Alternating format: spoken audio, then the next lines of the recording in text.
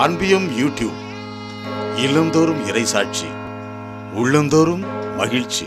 புனித Dominic 1170 Spain நாட்டில் பிறந்தார். பக்தி மிகுந்த தாய் அடிக்கடி கடவுளுடன் பேச கற்பித்தார். இரவில் படுத்திருக்கும் பொழுது எழுந்து முழந்தால் படியிட்டு ஜெபிப்பார்.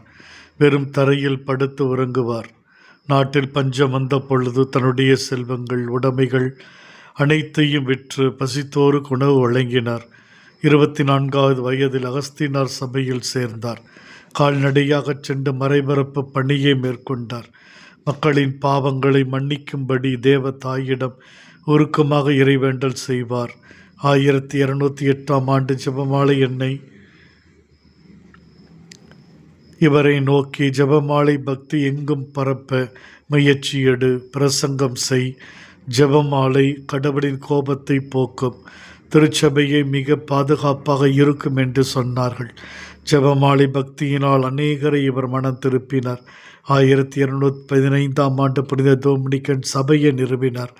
புலால் உண்ணுவதை விட்டுவிட்டார். நோன்பு மௌன விரதத்தை கடைபிடித்தார். புனித டோமினிக் 1221 ஆகஸ்ட் 6 தமது 51வது வயதில் இறைப்பதம் சேர்ந்தார். ஜெபமாலை என்பது கழுத்தில் அணிகலன், ஆனால் கையில் எடுத்தால் ஆன்மீக ஆயுதம்.